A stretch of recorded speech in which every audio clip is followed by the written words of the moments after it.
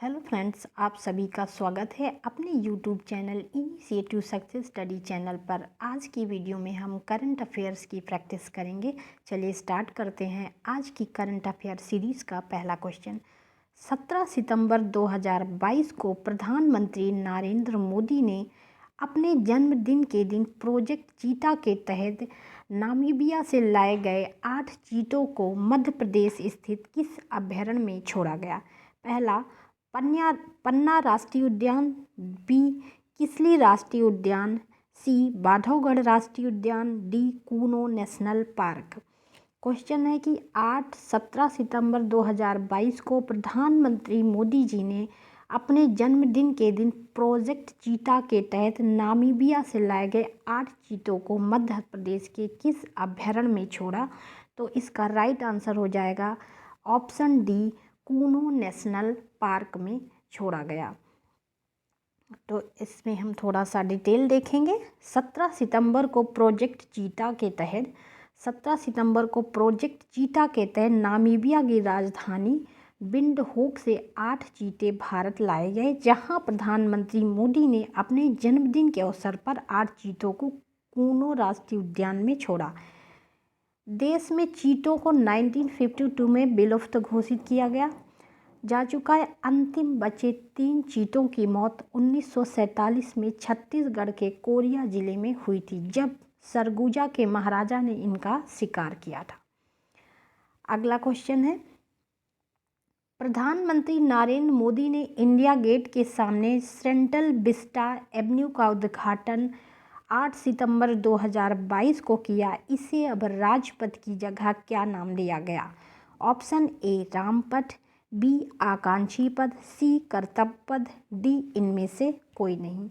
तो प्रधानमंत्री मोदी जी ने इंडिया गेट के सामने सेंट्रल विस्टा एवेन्यू का उद्घाटन कब किया? 8 सितंबर 2022 को। इसे अब राजपथ की जगह क्या नाम दिया गया? तो इसका राइट आंसर हो जाएगा ऑप्शन सी, कर्तव्य पथ। सेंट्रल विस्टा क्या है, इसके बारे में हम थोड़ा सा जानते हैं। सेंट्रल विस्टा नई दिल्ली में राष्ट्रपति भवन से इंडिया गेट के तक के 32 किलोमीटर लंबे क्षेत्र को सेंट्रल विस्टा कहते हैं। ये 13,500 करोड़ रुपए के प्रोजेक्ट का हिस्सा है। बंगाल में बढ़ते विरोध के बीच 1911 में ब्रिटिश किंग जॉर्ज पंचम ने भारत की राजधानी कोलकाता से दिल्ली हस्तांतरित करने की घोषणा की। इसी दौरान दिल्ली में महत्वपूर्ण इमारतें बनाने की जिम्मेदारी इंजीनियर एडविन लुटियंस और हर्बर्ट बेकर को दी गई। इन दोनों ने ही सेंट्रल विस्टा का डिज़ाइन किया। ये प्रोजेक्ट वाशिंगटन के कैपिटल कॉम्प्लेक्स और पेरिस के सांस एलिजे से प्रेरित था। राष्ट्रपति भवन से इंडिया गेट के बीच की सड़क सेंट्रल विस्टा, जो किंग्सवे के नाम से बनी थी, आज़ादी के बाद 1955 में इसका नाम राजपथ कर दिया गया। अब 7 सितंबर 2022 को इसका नाम कर्तव्य पथ हो गया। इसके साथ ही इंडिया गेट पर नेताजी सुभाष चंद्र बोस की प्रतिमा का अनावरण भी किया गया। अगला क्वेश्चन है,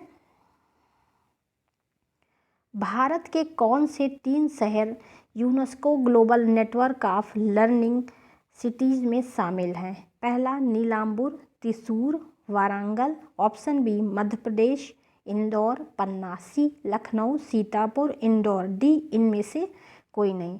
तो इसका राइट आंसर हो जाएगा ऑप्शन ए, नीलांबुर, त्रिशूर और वारंगल। भारत के UNESCO global network learning cities में ये 3 शहर शामिल हैं।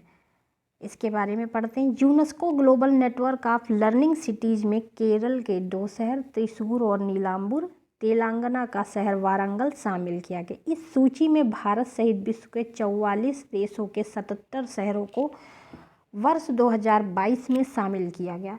इस बार UNESCO global network of learning cities की इस सूची में यूक्रेन की राजधानी कीव, दक्षिण अफ्रीका का शहर यूक्रेन की राजधानी कीव और दक्षिण अफ्रीका का शहर डरबन और यूएई का शहर शारजा को भी शामिल किया गया है।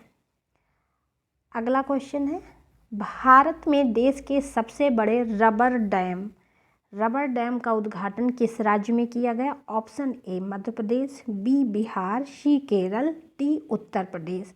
इसका राइट आंसर हो जाएगा बी बिहार। इसका राइट आंसर हो जाएगा बिहार में इसका किया गया है रबर डैम का। मोक्ष की भूमि गया में देश का सबसे बड़ा रबर डैम का निर्माण किया गया। फाल्गु नदी पर बने इस डैम का उद्घाटन 8 सितंबर 2022 को किया गया। इस डैम के बनने के साथ ही सालों से सूखी पड़ी फाल्गु नदी में अब 10 फीट तक पानी जमा है। रबर डैम को बनाने के बाद विश्व प्रसिद्ध गया में जो पिंडदान करने आने वाले लोगों को आचमन करने के लिए 2 फीट गड्ढा नहीं करना होगा। ये 400 मीटर चौड़ा और 3 मीटर ऊंचा है। इसका राइट आंसर हुआ ऑप्शन बी बिहार। भारत में कहाँ पर राष्ट्रीय समुद्री विरासत परिसर बनाया जा रहा है? Option A Kalibangan, option B Lothal, option C है राखीगढ़ी और डी इनमें से कोई नहीं। इसका राइट आंसर हो जाएगा ऑप्शन बी लोथल। भारत में कहाँ पर राष्ट्रीय समुद्री विरासत परिसर बनाया जा रहा है? तो लोथल में बनाया जा रहा है।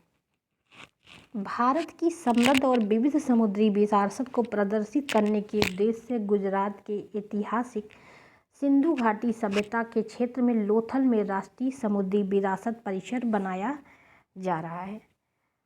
अगला क्वेश्चन है, दुनिया का पहला संस्कार केंद्र कहाँ खोला गया? Option A Rajasthan, option B Uttar Pradesh, C Madhya Pradesh, D Chhattisgarh. तो दुनिया का पहला संस्कार केंद्र कहाँ खोला गया? तो इसका राइट आंसर हो जाएगा राजस्थान में खोला गया। राजस्थान के झुंझुनू जिला मुख्यालय के खेमी शक्ति मंदिर, कहाँ पे? खेमी शक्ति मंदिर, एक मिनट। खेमी शक्ति मंदिर परिषद में दुनिया का पहला संस्कार केंद्र खोला जाएगा। देश भर में मैनेजमेंट की पढ़ाई करने वाले विशेषज्ञों द्वारा बच्चों को संस्कार सिखाए जाएंगे, साथ में आध्यात्मिकता का पाठ भी पढ़ाया जाएगा। और ये कब से स्टार्ट हो रहा है? जनवरी 2025 से ये स्टार्ट हो रहा है। अगला क्वेश्चन है,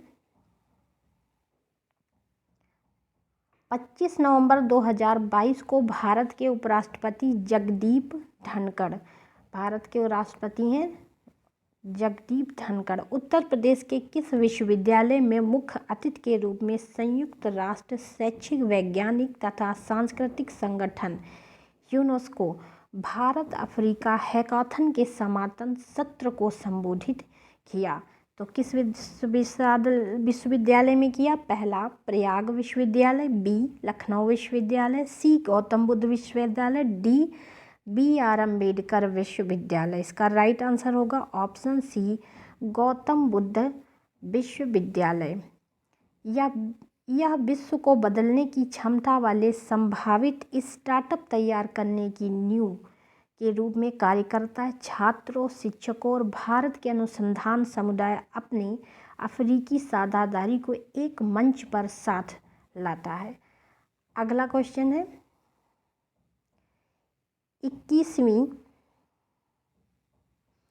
21वीं कांग्रेस अकाउंट 2022 की मेजबानी चार्टर्ड अकाउंटेंट्स ऑफ इंडिया द्वारा कहाँ आयोजित की गई? ए दिल्ली, बी मुंबई, सी कोलकाता, डी उत्तर प्रदेश। डी क्या है? उत्तर प्रदेश। क्वेश्चन क्या है, 21वीं कांग्रेस अकाउंट 2022 की मेजबानी चार्टर्ड अकाउंट ऑफ इंडिया द्वारा कहाँ की गई? इसका राइट आंसर हो जाएगा ऑप्शन बी मुंबई। लोकसभा अध्यक्ष ओम बिरला ने कांग्रेस की संबोधित किया और चार्टर्ड अकाउंटेंट की नई आर्थिक व्यवस्था को एक संत के रूप में वर्णित किया। Institute of chartered accountants of India की स्थापना कब की गई? 1 जुलाई 1949 को की गई। इसका मुख्यालय नई दिल्ली में है। इसकी थीम क्या थी? Building trust in building sustainability, इसकी इस बार की थीम थी। अगला क्वेश्चन था तीसरा, नो मनी फॉर टेरर सम्मेलन 2022 तीसरा सम्मेलन था। तीसरा नो मनी फॉर टेरर सम्मेलन 2022 गृह मंत्री अमित शाह ने कहाँ पर प्रथम सत्र की अध्यक्षता की? Option A Delhi, B Mumbai, C Jammu Kashmir और डी इसका पश्चिम बंगाल। तो इसका जो राइट आंसर हो जाएगा, इसका राइट आंसर होगा दिल्ली में। ऑप्शन ए सही है राइट आंसर। अमित शाह ने सम्मेलन को वैश्विक समुदाय को नो मनी फॉर टेरर के लक्ष्य को प्राप्त करने के लिए टेरर फाइनेंसिंग को मोड मीडियम मेथड को समझकर उन पर कड़ा प्रहार करने में वन माइंड वन अप्रोच के सिद्धांत को अपनाने का आह्वान किया और इसका विषय था आतंकवाद और आतंकवादियों को वित्त उपलब्ध कराने की वैश्विक प्रवृत्ति। अगला क्वेश्चन है 74वें गणतंत्र दिवस समारोह में 26 जनवरी 2023 में किस देश के राष्ट्रपति मुख्य अतिथि थे? ऑप्शन ए अमेरिका के, बी जापान के, सी मिस्र के, डी न्यूजीलैंड के। तो इसका राइट आंसर हो जाएगा ऑप्शन सी मिस्र के राष्ट्रपति इस बार हमारे गणतंत्र दिवस 26 जनवरी 2023 के मुख्य अतिथि थे। ये पहली बार है कि मिस्र के राष्ट्रपति अब्देल फतेह अल सीसी भारत के गणतंत्र दिवस समारोह के मुख्य अतिथि थे। 2020 में ब्राज़ील के राष्ट्रपति बोल्सोनारो जायर थे और 2021-22 में कोई मुख्य अतिथि नहीं हुआ, कोविड के कारण कोई मुख्य अतिथि नहीं आए। अगला क्वेश्चन है 6 से 18 नवंबर 2022 तक संयुक्त राष्ट्र जलवायु परिवर्तन फ्रेमवर्क सम्मेलन की 27वीं बैठक कहाँ हुई? Option A Tokyo, option B Shimla, option C Ukraine और डी मिस्र। 6 से 18 नवंबर 22 तक कहाँ संयुक्त राष्ट्र जलवायु परिवर्तन सम्मेलन की 27वीं बैठक कहाँ पर हुई? तो इसका राइट आंसर हो जाएगा मिस्र में। यहाँ पे मिस्र लिखा है, इसको ध्यान से देखेंगे, ये मिस्र नहीं होगा, मिस्र होगा। मिस्र में हुई। संयुक्त राष्ट्र जलवायु परिवर्तन फ्रेमवर्क सम्मेलन की 27वीं बैठक में केंद्रीय पर्यावरण वन जलवायु परिवर्तन मंत्री भूपेंद्र यादव ने भारतीय मंडप का उद्घाटन किया। भारतीय मंडप का विषय है लाइफ पर्यावरण के लिए जीवन शैली। प्रतीक चिन्ह मंडप के प्रतीक में हरे रंग का उपयोग किया गया। हरा रंग हरी भरी धरती का सूचक है। अगला क्वेश्चन है 7 से 9 नवंबर 2022 को वर्ल्ड ट्रैवल मार्केट 2022 का आयोजन कहाँ किया गया?